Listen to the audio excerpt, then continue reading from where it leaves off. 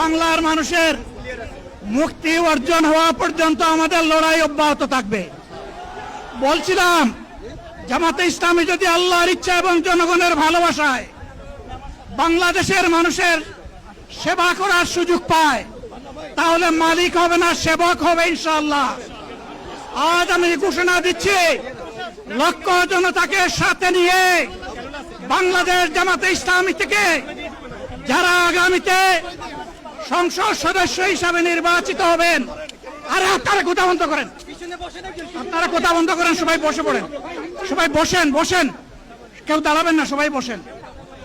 যদি আল্লাহর ইচ্ছায় জনগণের ভালোবাসায় বাংলাদেশ জামাতে ইসলামী থেকে সংসদ সদস্যরা নির্বাচিত হয়ে সরকার গঠন করেন, তাহলে কোন এমপি, কোন মন্ত্রী আগামীতে সরকার কিন্তু প্লট গ্রহণ করবে না।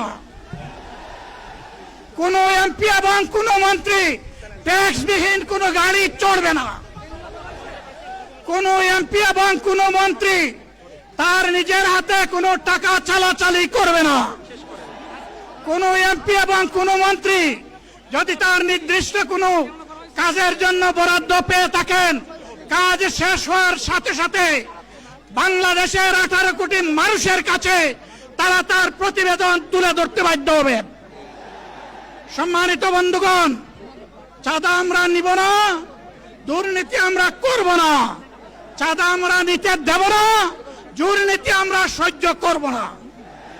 এই বাংলাদেশটাই আমরা দেখতে চাই।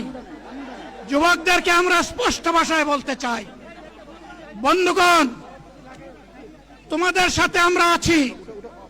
আমি আজকে জামাতের আমির হিসাবে এখানে কথা বলতে আসিনি। আমি এসেছি বাংলাদেশের 18 কোটি মানুষের একজন হয়ে কথা বলতে। আমি শিশুদের বন্ধু, আমি যুবকদের ভাই,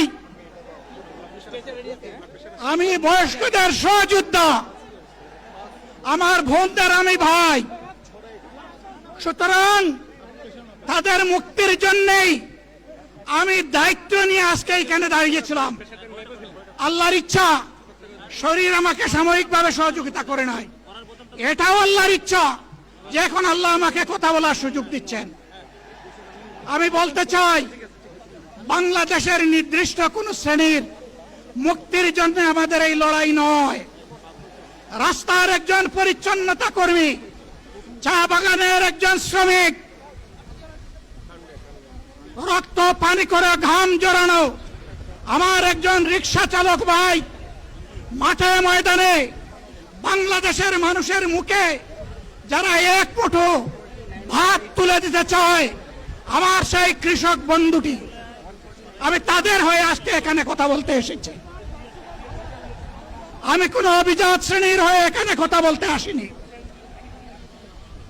আল্লাহ তাআলার অশেষ মেহেরবানি, আজীবন সকল রক্ত চক্ষুকে উপেক্ষা করেছি, জেল জুলুমের পরোয়া করি নাই। আমার আফসোস, 24 সালে জাতিকে মুক্তি দিতে গিয়ে যারা জীবন দিয়ে শহীদ হলো, আমি তাদের একজন হতে পারলাম না। আপনাদের কাছে দোয়া চাই, ইনসাফের ভিত্তিতে একটি দেশ গড়ে তোলার জন্য আগামীতে যে লড়াই হবে, আমার আল্লাহ যেন সেই লড়াইয়ে আমাকে একজন শহীদ হিসাবে কবুল করেন। সম্মানিত বন্ধুগণ, আমাদের প্রিয় শহীদ নেতৃবৃন্দ 2006 সালের 28 অক্টোবর থেকে শুরু করে পল্টন গণহত্যা, শাপলা গণহত্যা, সারা দেশের গণহত্যা, পিলখানার গণহত্যা, 24-এর গণহত্যা, এই গণহত্যা যারা করেছে তাদের সকলের বিচার বাংলাদেশের মাটিতে নিশ্চিত করতে হবে। এদের বিচারের দৃশ্যমান প্রক্রিয়া শুরু না করা পর্যন্ত পুরানা ব্যবস্থাপত্রে বাংলাদেশ আর চলবে না।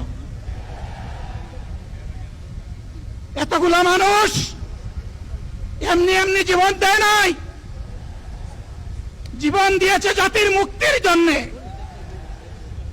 যদি বস্তা পোতা পুরানা সবকিছুই টিকে থাকবে, তাহলে কেন তারা জীবন দিয়েছিল? যারা ওই বস্তা পচা ব্যবস্থাপনায় বাংলাদেশকে আবার গড়তে চান, তাদেরকে আমরা বলি, জুলাই যুদ্ধ করে যারা জীবন দিয়েছে, আগে তাদের জীবনটা ফেরত এনে দেন। যদি শক্তি থাকে ফেরত এনে দেন। আপনারা পারবেন না, যেহেতু পারবেন না, কাজেই নতুন ব্যবস্থায় নতুন বাংলাদেশ গড়ে তোলা হবে ইনশাআল্লাহ। শিশু, কিশোর, যুবক, মা, বোন, শ্রমিক, ছাত্র, জনতা, ব্যবসায়ী, সবাইকে যেই দেশ, যেই সংবিধান, যেই রাষ্ট্র নিরাপত্তা দিতে পারবে, সেই নতুন বাংলাদেশ আমরা গড়ে তুলতে চাই। ভাইয়েরা, আমাকে সবাই চাপ দিচ্ছে, কেউ বলে ভাই শেষ করেন, কেউ বলে চাচা শেষ করেন। আমি তাদেরকে নিশ্চয়তা দিয়ে বলছি, আমার মৌত আমার আল্লাহ নির্ধারিত সময় থেকে 1 সেকেন্ড আগে হবে না, এবং হায়াত যা দিয়েছেন তার 1 সেকেন্ড আগেও আমি যাব না। অতএব মহান আল্লাহর কাছে আবারও তৌফিক চাই। আপনাদের কাছে যে কষ্ট হয়েছে, আপনারা, আমি তো এখানে শান্তিতে বসাচ্ছিলাম, আর চতুর্দিকে শুধু দৃষ্টি বুলাচ্ছিলাম। কি কষ্ট হচ্ছে আমার ভাইদের। প্রিয় ভাইরা, এই কষ্ট আল্লাহর জন্য। এই কষ্ট কার জন্য? ইনশাআল্লাহ আল্লাহ তাআলা আপনাদেরকে তার উপযুক্ত যাজা দুনিয়া দিবেন, আখিরাতে দিবেন। আপনাদের এই ত্যাগের বিনিময়ে নতুন বাংলাদেশ আমরা পেয়ে যাব। আসুন সেই নতুন বাংলাদেশের জন্য একবার স্লোগান দিয়ে শেষ করি, নারায়ে তাকবীর। আসসালামু আলাইকুম ওয়া রাহমাতুল্লাহ।